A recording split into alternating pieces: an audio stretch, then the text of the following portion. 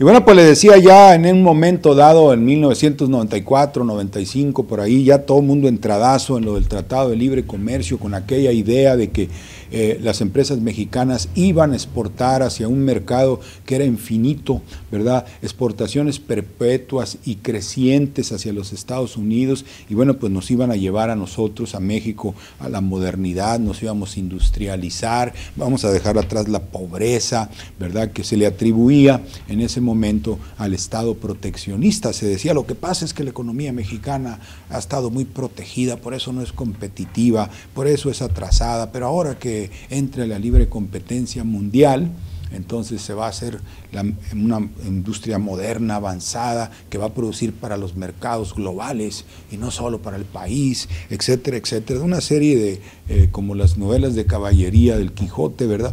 Entonces, mire, pues se metieron, la primera fue esta burbuja hipotecaria, que ahí fue aquí donde le falló muy feo a la élite mexicana, porque no se dieron cuenta que era una burbuja cuando mucha gente en el mundo lo sabía y decía, no, pues es que lo de las hipotecas, esa fiebre de comprar y construir vivienda en los Estados Unidos y en Europa y en otras partes, aquí nos llegó tarde, nos llegó ya con Vicente Fox la misma burbuja, y mire dónde están las vivienderas, en bancarrota, todas las de México, las grandes, Homex y esas, y así es como se comporta una burbuja. Mire, es una operación, digamos, que se repite.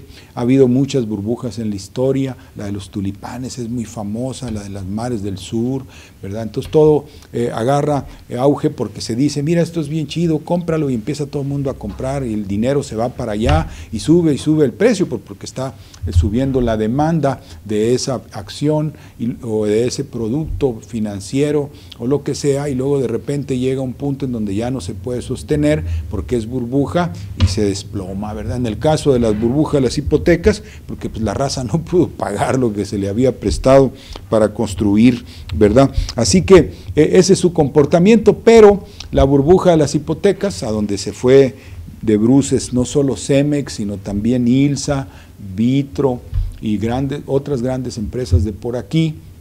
Bueno, pues esa burbuja se había ideado, estaba Alan Greenspan en la Reserva Federal y otra raza, y ellos dijeron, vamos a hacer una burbuja de las hipotecas para salir de la crisis de 1987, el famoso crack de 1987 que tenemos aquí en la siguiente imagen, que pues provocó el pánico, ¿verdad? Usted puede ver ahí la caída y mire el pánico que se generó entonces en los periódicos. Fue octubre de 1987, ahora sí, como decía la canción, todo se derrumbó, ¿verdad? Se vinieron abajo, se paralizó la economía, y que pues ¿qué hicieron? Dijeron, no, pues vamos a inflar la economía, vamos a meterle dinero, mire la forma en que cayó las cosas, cómo andaban allá en lo azul, y mire de repente para dónde cae la bolsa, y todo lo que supuestamente valía $1,000 pasa a valer 50,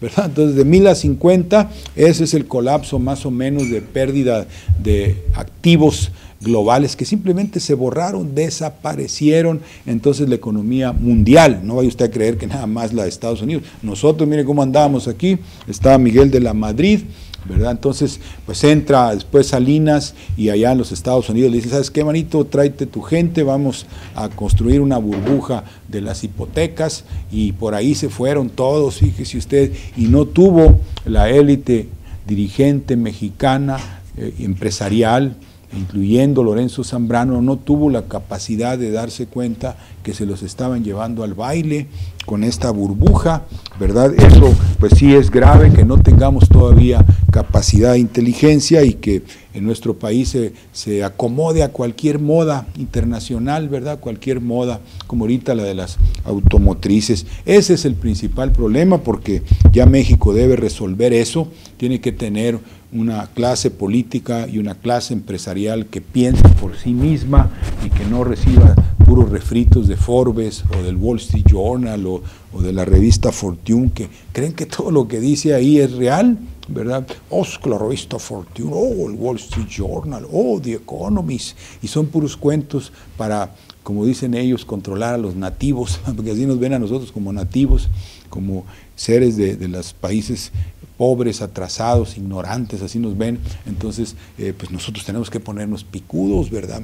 Y ese es el tipo de empresario que se requiere ahora, un empresario picudo, que no se coma cualquier cuento, ¿verdad? Como se comieron este cuento de la burbuja hipotecaria, le decía no solo Cemex, sino la mayor parte de los grupos empresariales. Mire cómo quedó la moza ladrillera en Monterrey, que se metió, dijo, esta es mía, ¿verdad? Vámonos, ladrillo, vamos a hacer azulejo, y vamos a hacer muebles para baño, y nos vamos a enriquecer, y vamos a hacer la potencia, y ahorita ¿dónde está? En ruinas, tuvo que cerrar, fíjese usted.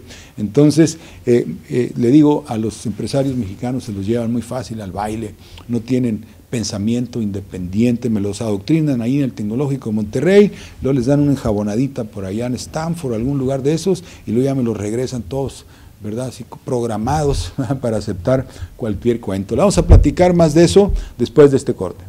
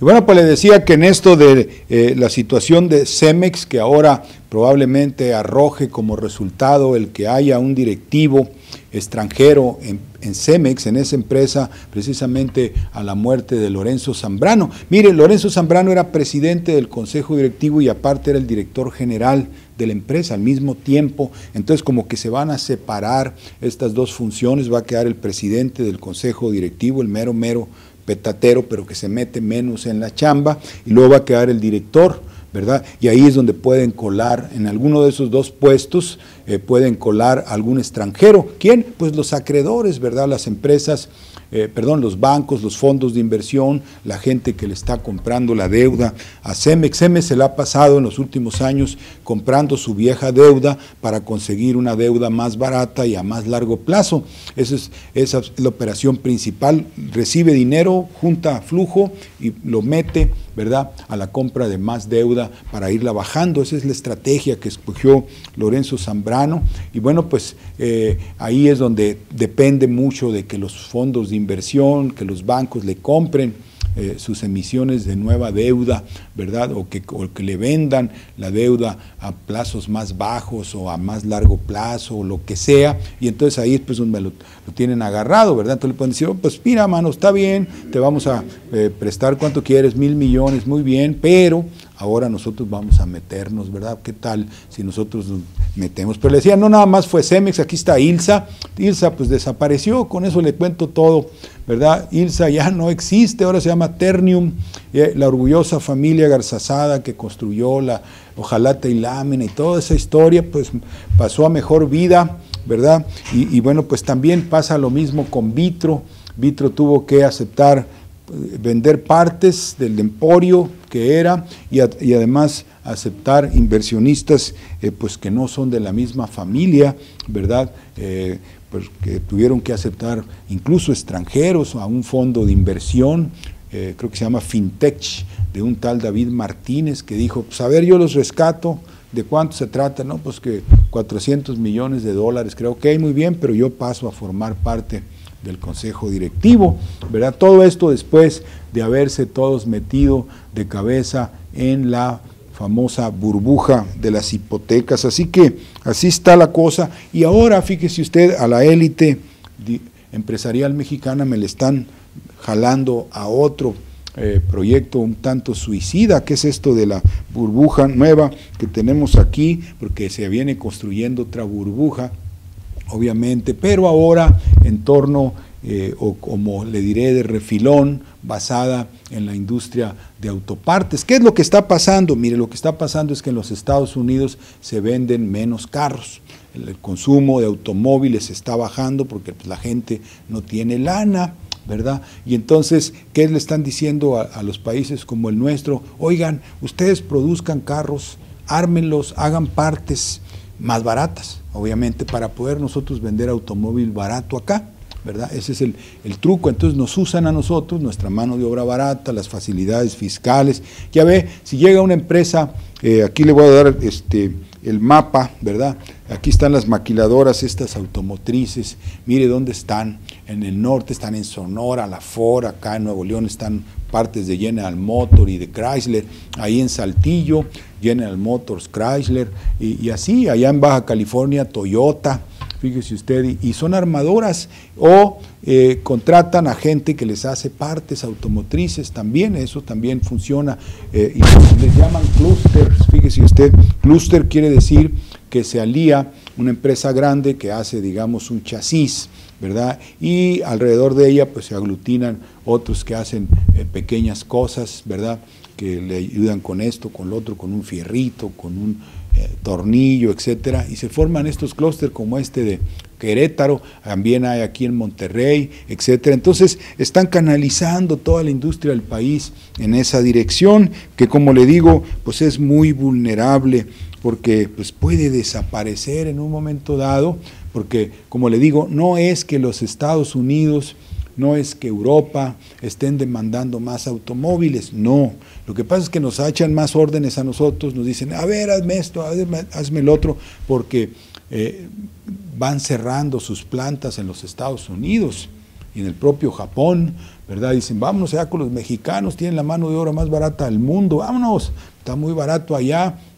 Nos sale producir a cualquier pieza, nos sale la mitad, pues órale, tenemos que irnos para allá, sí, pero no estamos nosotros aportando o participando en un boom, estamos participando más bien lo contrario, una baja de las ventas que se quiere compensar con los costos bajos o bajando los costos, que ellos le llaman competitividad, ¿verdad? Cóbrame salarios menores, no me cobres impuestos, ¿verdad? Regálame el terreno, regálame el agua, regálame la electricidad, regálame el predial, todo, y yo te voy a decir que eres competitivo. Te pongo el título aquí, competitivo, ¿verdad? Para que tú puedas decirle al mundo, soy competitivo. Así que así están las cosas. Vamos a regresar con más después de este corte.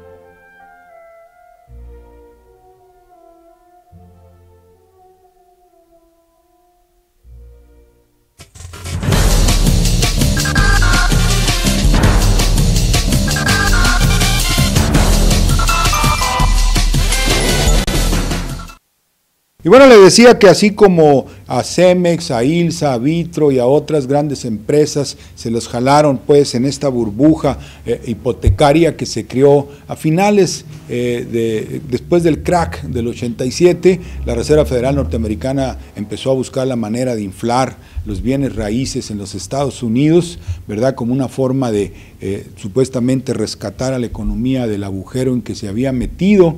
Y bueno, pues ahí fue donde nos convocaron y luego vino lo del Tratado de Libre Comercio y pues todas estas empresas pues se fueron de cabeza. Les decía yo que hace falta ya en México un liderato empresarial que sea moderno, que sea avanzado, que no sea colonial, ¿verdad? O sea, no, una concepción colonial pues es la de estar obedeciendo nomás al poderoso. ¿Qué quiere usted que haga yo? Me paro de cabeza, ¿qué quiere? ¿Verdad? Eso es lo que es una mentalidad colonial, en vez de decir, no, mis intereses como país son estos. Eso es lo que no existe en nuestro país, fíjese usted, y por eso es una tras otra. Ya reventó la burbuja de las hipotecas, se fueron a la ruina, ILSA se fue, desapareció más bien, y otras tantas. Cemex pues está a punto de ser probablemente pasar en manos de una directiva extranjera, ¿verdad?, por su propia situación, y ahora nos están vendiendo esta nueva aventura, ¿verdad?, que es la de maquilar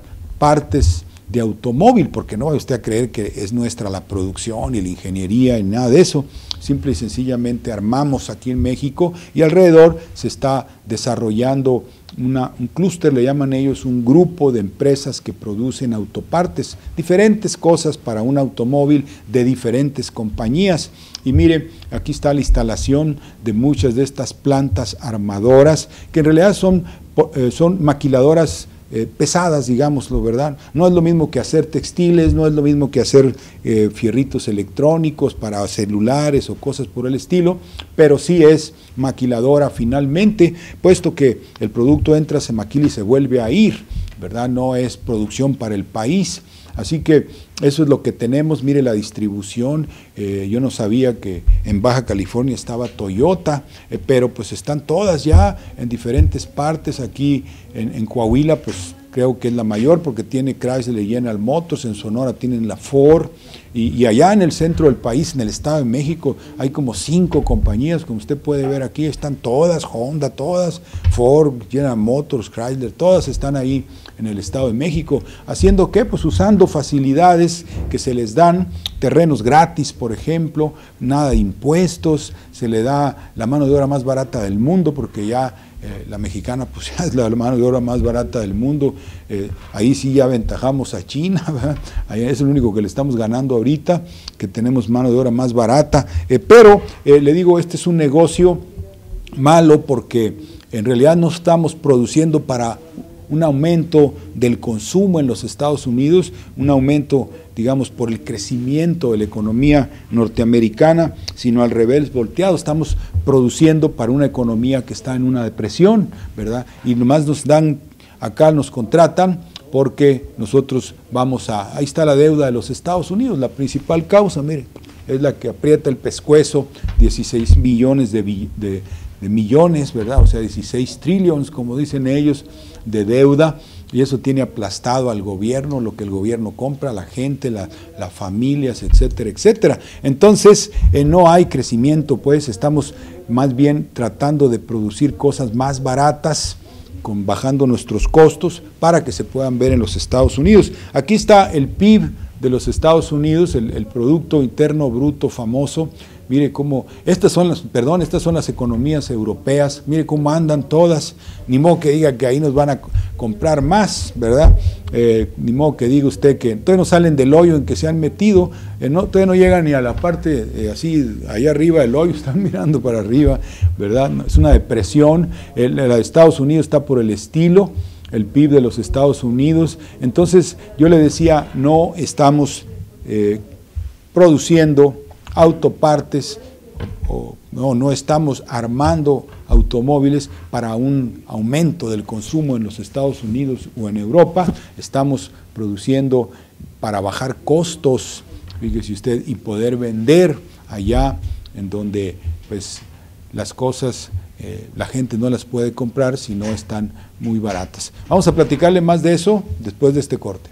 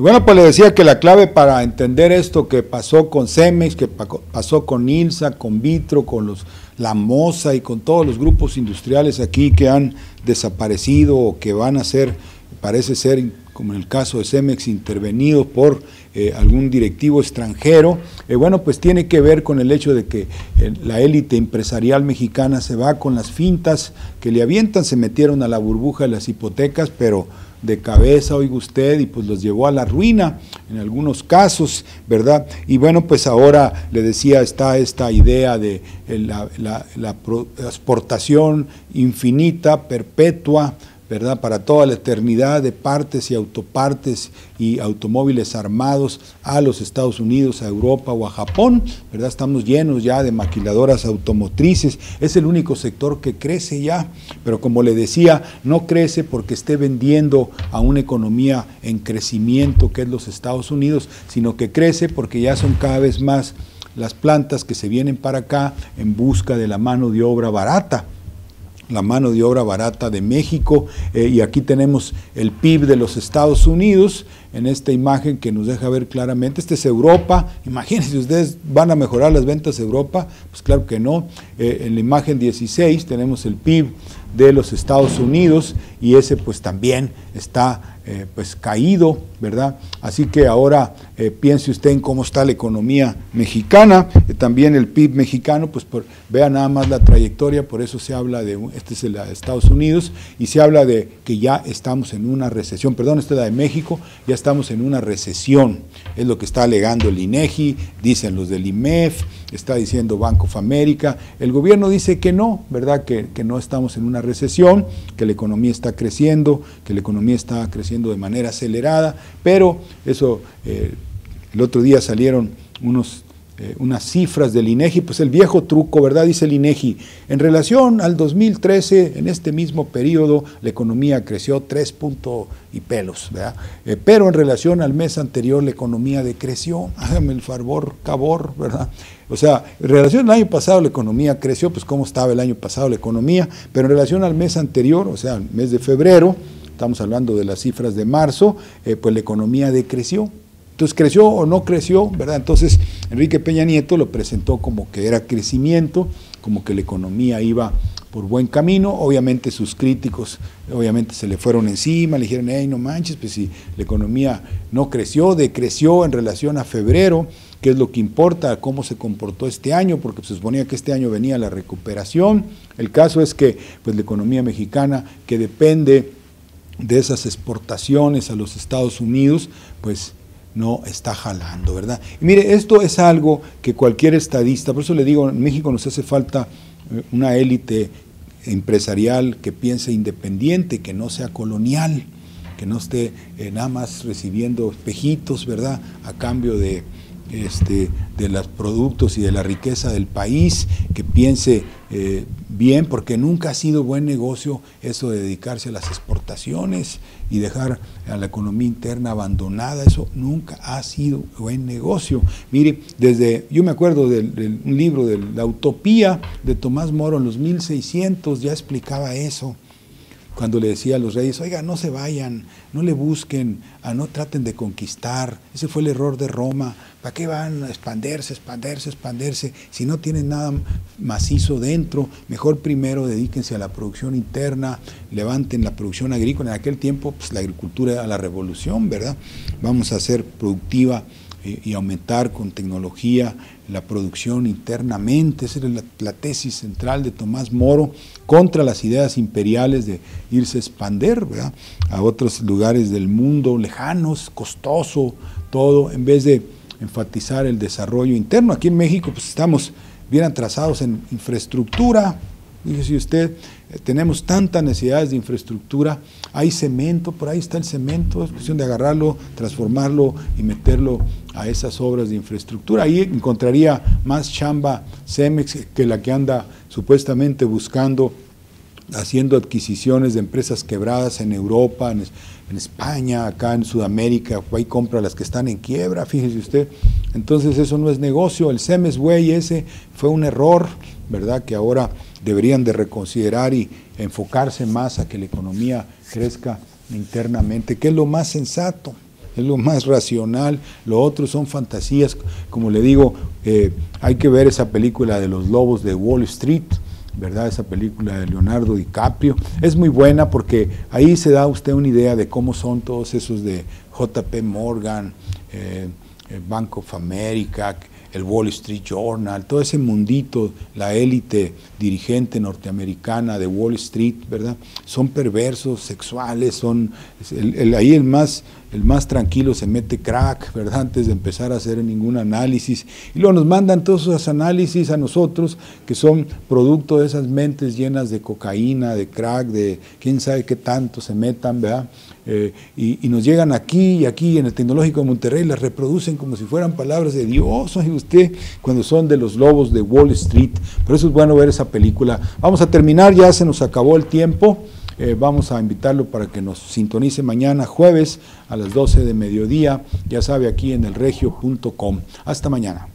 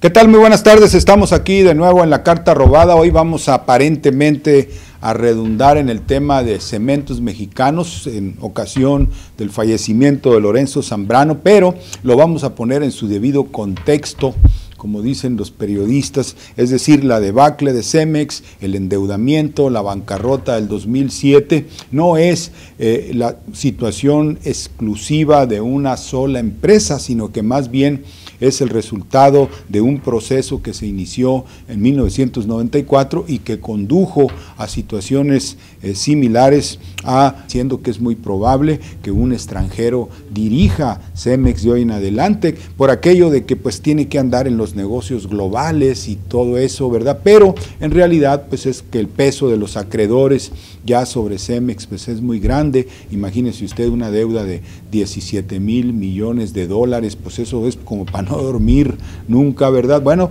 pero hay acreedores y los acreedores pues podrían meter la mano, según la agencia CNN, en la dirección de Cemex. Así que vamos a hablarle de todo esto después de este corte.